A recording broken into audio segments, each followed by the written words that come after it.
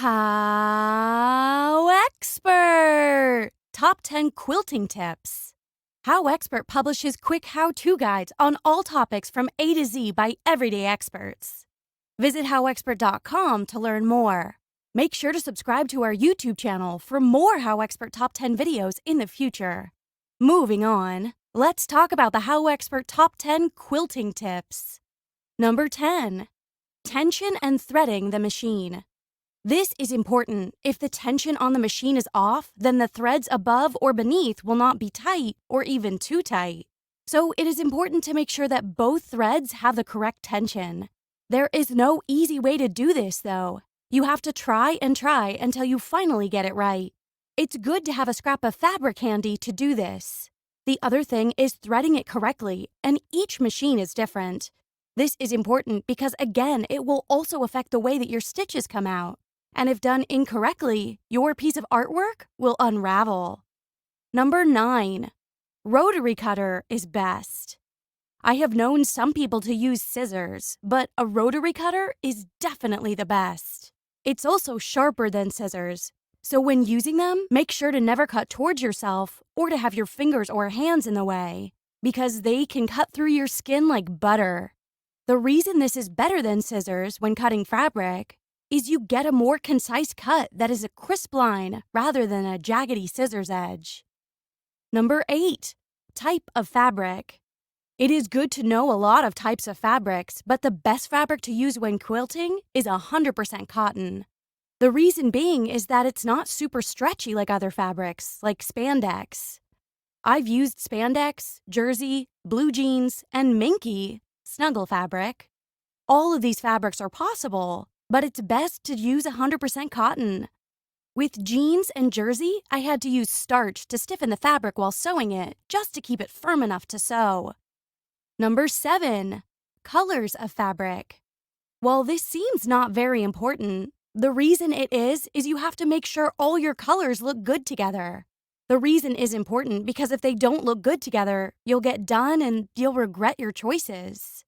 I have seen scrap quilts made with a lot of colors, but again, you have to put colors next to each other that look good together. The best method I found to get color schemes is honestly to Google them. And then I decide on the look I'm going for, and then pick colors that fit my theme. Number 6. Squaring up the blocks. This is just taking your ruler and mat to see if the block is the size it should be after you're sewn them together. If it's not, then this is the perfect time to use your rotary cutter to clean up those edges. And make sure that it's squared up so that your quilt will remain square and not be awkward looking. This will also help keep your quilt look the way it's supposed to, and keep it the size it's supposed to be when you finish. Number 5. Binding. This might seem pretty basic, but there are several ways to do this and still achieve the perfect ending for your quilt. You can buy a plain binding from the store and either sew it on by hand or use a machine to sew it onto your quilt. Then you could do it the normal way people like to do it, where you take any fabric and cut 2.5 inches by the width of the fabric, normally 44 inches. Then you can either sew this by folding it in half and sewing it onto the front, then folding it over the back and sewing it onto the quilt. Make sure the opening is sewn to the back. Or you can sew it as I said, and then hand stitch the fold over the back to create no visible seams. All of these are great options. Typically, quilters prefer picking fabric and hand sewing. Number 4. Choosing a pattern. Again, something you hear about, but the reason this is important is because you need to pick the pattern based on your knowledge. If you're a beginner, don't pick a hard pattern with applique or some other hard design. Keep it simple with squares or even a panel with little add-ons. Because some patterns, even though they look amazing, they can have little tricks that you don't realize as a beginner. As you get better, keep that hard pattern in mind for another fun adventure. Number 3. Ironing. There are 2 big times that you should iron to help out in your quilting. At the very beginning, it's great to iron all the fabrics you will be using to get rid of any wrinkles. The reason being is that if you do not, then your cuts will be off for the pattern, so make sure you iron before cutting. Next, ironing all your seams on the back so that where you stitch has both sides open to the side the fabric comes in from. This will help in sewing and keep a crisp feel to your quilt. It will also help with other seams, so although tedious, ironing is important. Number 2, 1/4 inch seams. All of the seams on a quilt are typically 1/4 inch. This is good to know because the first thing you need to figure out is where that is on your machine.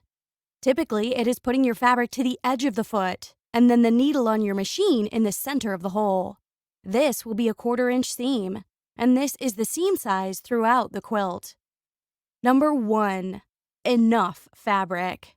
This may seem like the silliest answer of all, but it is also the most important. After you've picked your pattern and then picked your color scheme, it's time to buy fabric. Almost all of the patterns that are available give you measurements of what fabric you need. It is best to get exactly what they say, but it is even better to get at least 1/4 yard extra.